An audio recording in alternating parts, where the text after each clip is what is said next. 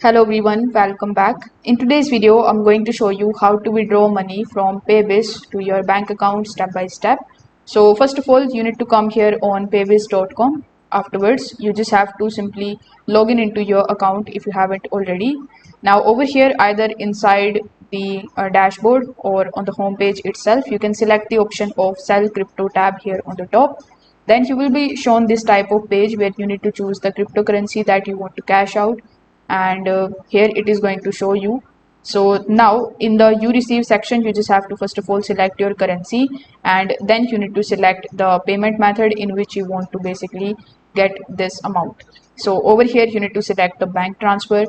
Now you just have to simply select the option of sell Bitcoin or sell crypto, and then you can follow further on screen instructions like providing your bank account details and some of other details like IBAN number, Swift code information.